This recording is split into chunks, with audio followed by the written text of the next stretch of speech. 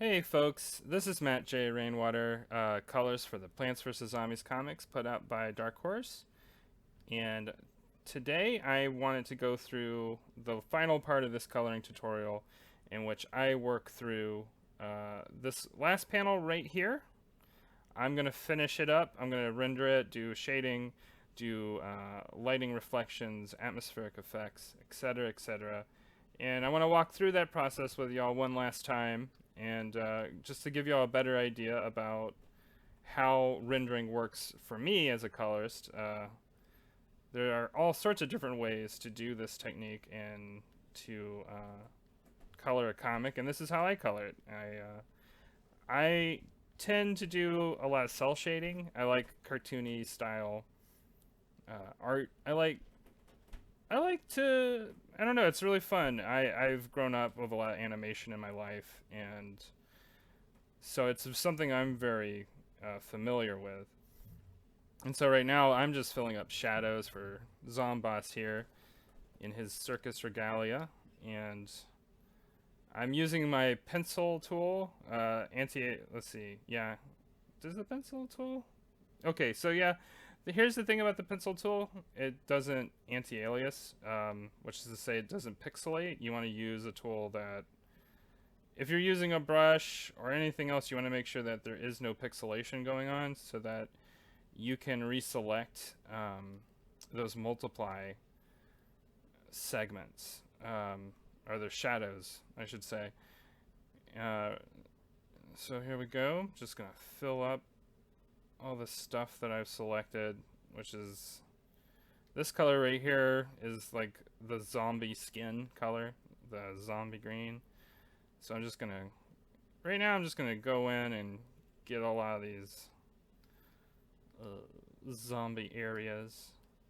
A lot of my lighting, especially during the daytime scenes, tends to be very like, what's the word, like TV show lighting, pretty much straight on from above the head. And I will definitely change that up when I get into different scenes where the lighting is different, where the light it's basically based on where the light source is, right? So for these daytime scenes, you don't see the sun, but you know that you can figure out where it is based on where I place the shadows. And typically I place these shadows in sort of a noon, high noon setting, which is like pretty much straight above.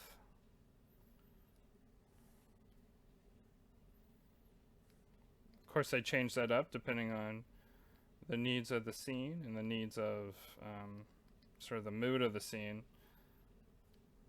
But that's one of my favorite lighting styles, I guess, or lighting positions, I should say, that I like to use. Let's see.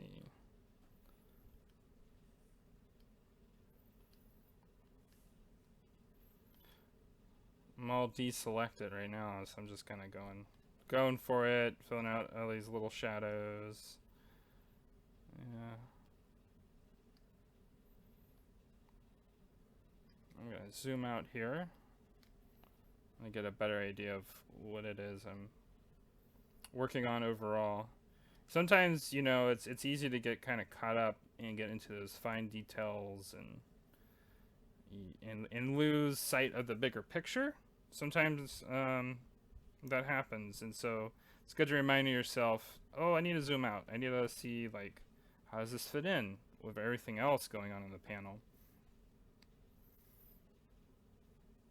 That happens to me a lot. I like to really zoom in, get in there, and see everything that's going on.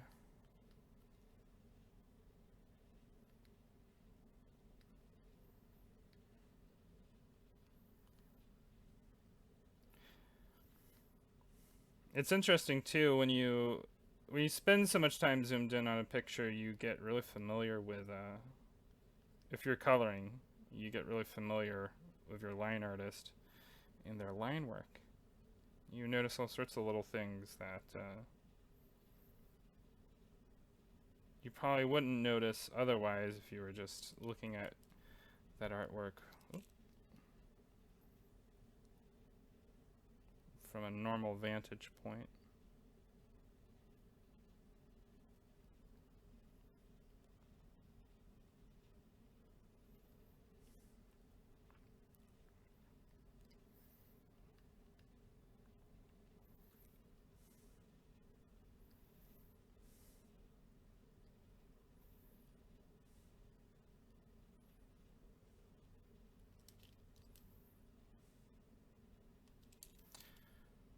Yeah, there we go. So I'm just really kind of, right now I'm filling in these little shadow details on this grill here. The bumper in the front of this car.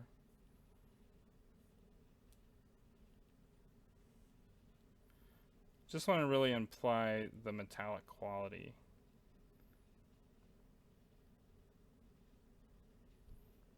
of all this framework.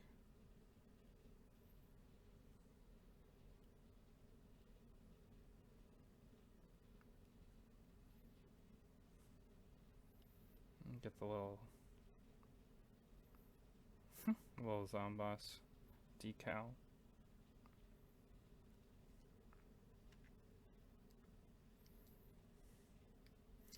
And then go over here for Mr. Stubbins.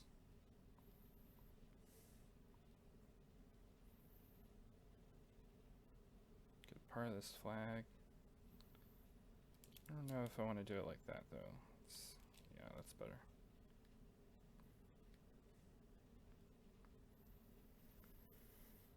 A lot of the times too, my suggestion is more is less.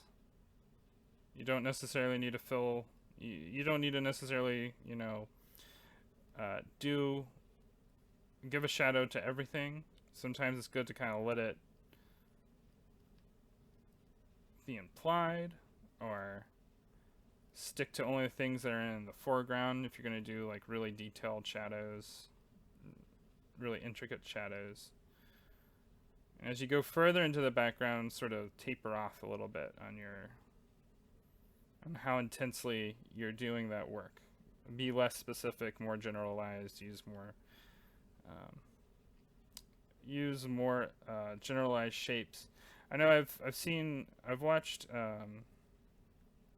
Ron Chan do a lot of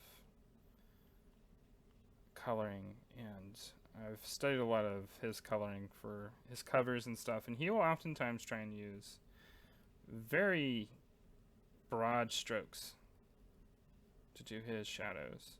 And I like that a lot. And I often try to do that when I'm working on his stuff.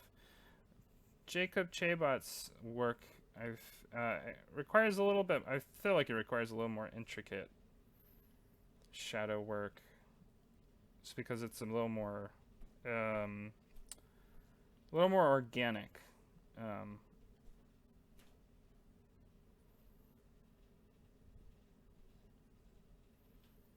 Not as, I don't know how to define it. I was going to say sleek, but I think maybe a better way of defining is it's just a little more organic in terms of the line quality, the way that he draws his shapes, just the way that he structures his characters.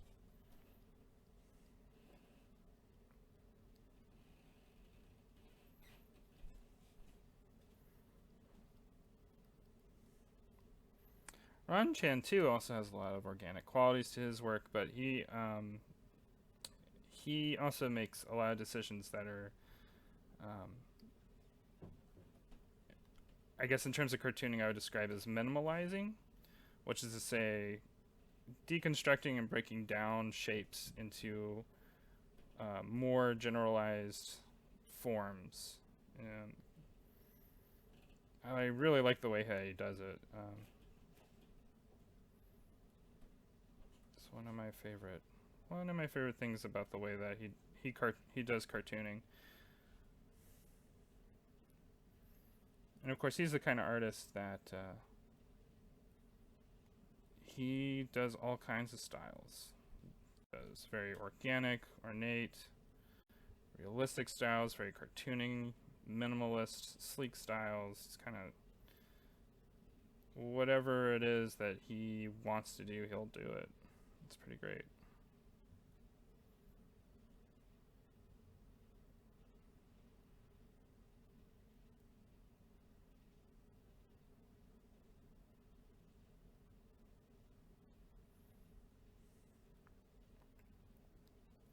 And the more that I get to know Jacob Shabat's line art, the more I really appreciate it. He has a really wonderful sense of structure. He really does things with one moment here. So what was I saying? Yeah, so Jacob Shabat just has a really good sense of structure, and the way that he draws his shapes and puts together his characters is very grounded. Even when he's drawing in a cartoony, in a cartoony sort of sense, it's very grounded and very rooted in observation, and you can tell he's got a lot of practice, a lot of experience on his hands too.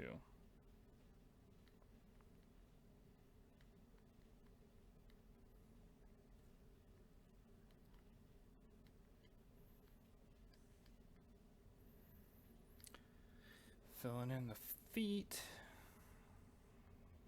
So yeah, I'm just, like I said, I'm getting more and more generalized as I go further back into the distance with these other zombies. It's a lot to take in, right? So it's also a lot. You want to simplify a lot of that stuff as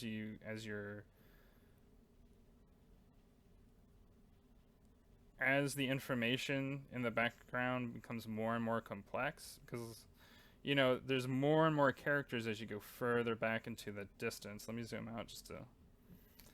So you really want to do intricate shading in the foreground, and then taper off of it as you go back, so that the foreground stuff pops out more, and the background stuff you really do want to taper off into the distance, because that's not the focus of what's going on in the panel.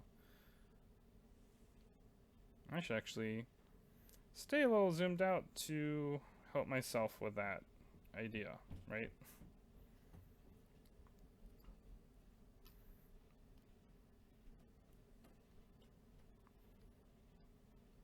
Here we go.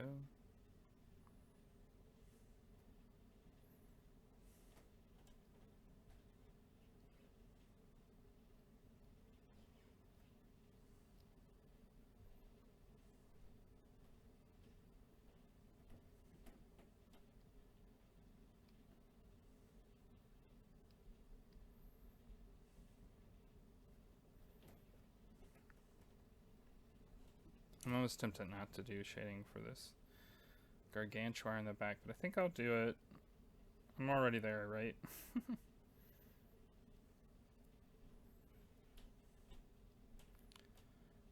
Right now, what I'm thinking about in planning ahead is how much am I going to do shading for the houses, and I don't think I'm going to do too much. I'm probably going to leave that to doing like a gradient wash to let them go off into the background and kind of fade out, since they're not the focus of what's going on in the panel anyway. Oop. I'm gonna undo that. There we go. Alright. Let's zoom out.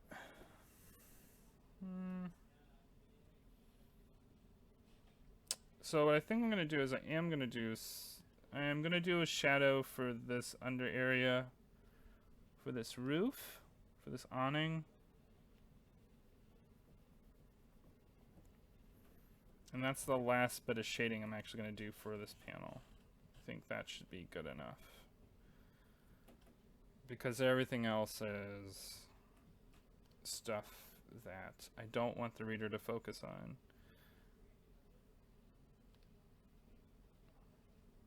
I'm gonna turn on the contiguous on my magic wand and just get all that stuff back there.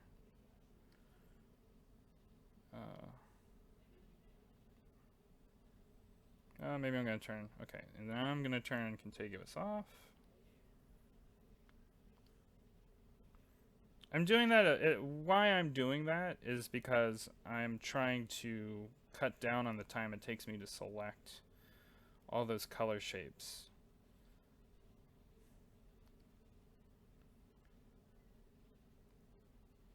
Because it could take you a couple minutes, right? And it's a lot faster to just, you know, select all the stuff in the page and then grab like a marquee tool and then just wipe it. The stuff that you don't want, I should say. Wipe the stuff you don't want.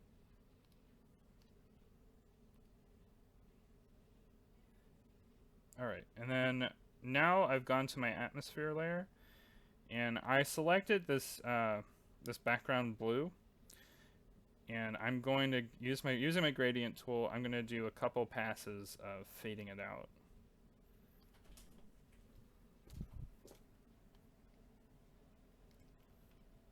And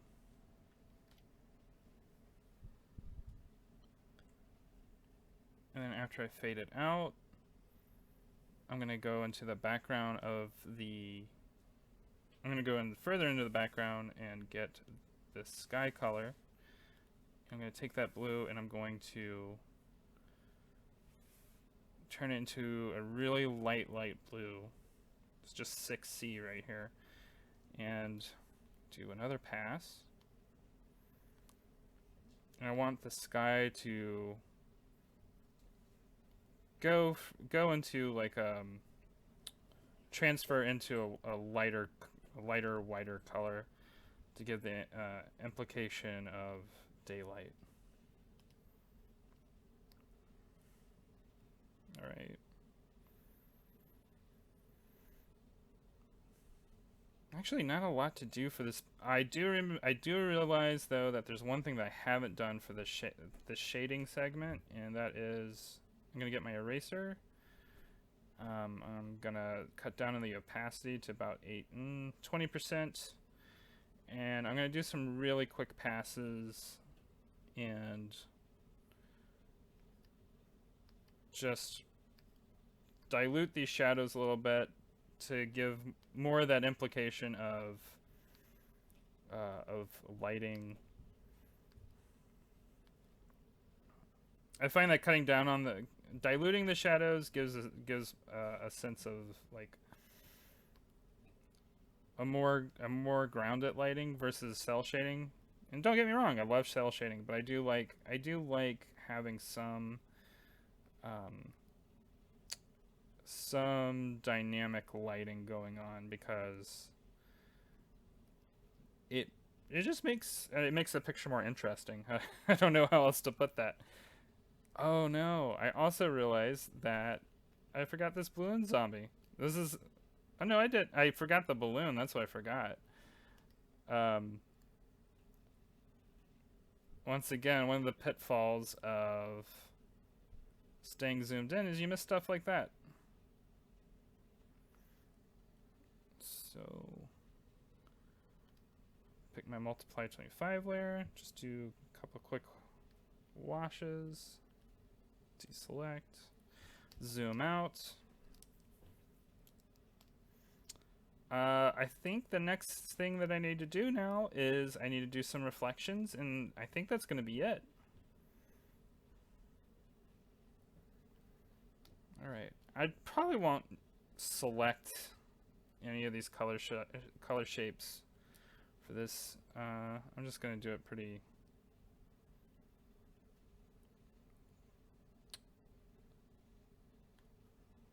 quick. Alright. I'm going to check. Turn on shape dynamics. Airbrush.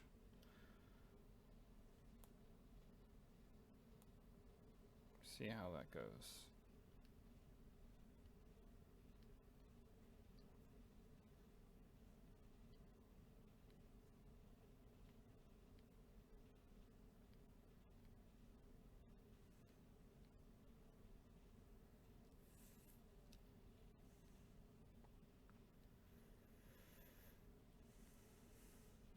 And so I'm just gonna I really want to be brief with these reflections. I don't want to overdo it and make everything reflective.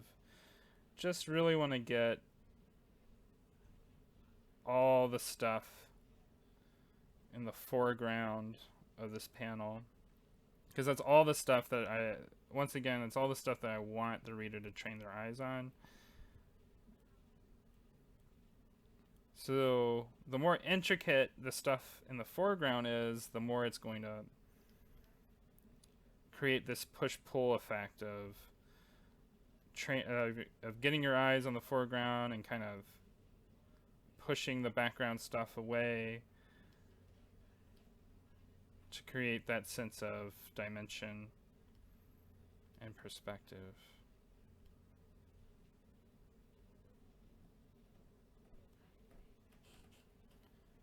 Alright, I'm gonna get this gargantua here.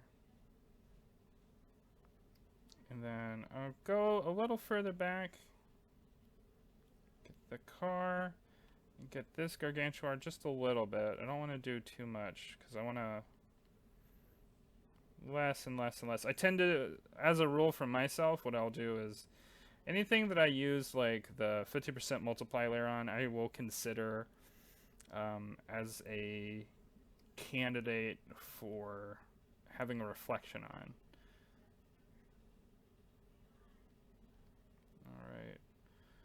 And then I'm going to grab my eraser, just like with what I was doing with shading. I'm going to go in here. Things that are further from the light source, I will fade them out, dilute the reflection. Also things that are further in the background, I'll do the same thing, dilute the reflection.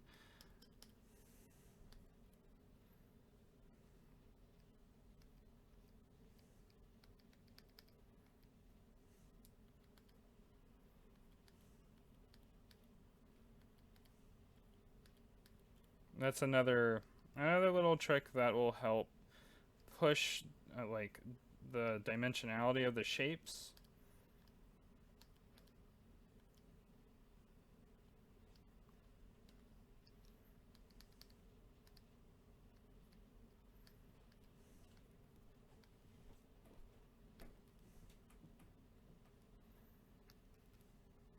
And a little bit right here. And let's zoom out here and see how it looks. Alright, I thought that this panel was going to take longer, and I did not realize that this was going to be a pretty quick panel. So, yeah, that's it. This is it. I'm going to get ready to turn this page in to Dark Horse, let my editors take a look at it, see what they think, and I will get on to the next batch of pages after this. So the last thing that I do before I do that is I'm going to flatten this page. I'm going to merge all these layers together. Flatten image. And then I'm going to go into my file segment, select, save as. I'm going to save it as a TIFF. I'm just going to add at the end of this file name in caps colors, and I'm going to save it. I want to save it as an LZW.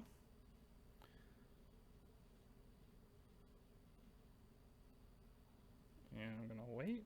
Voila! That is all. Alright, thank you all so much for watching this tutorial. In the future, I do want to do a couple more videos where I'm working and talking to y'all about my process.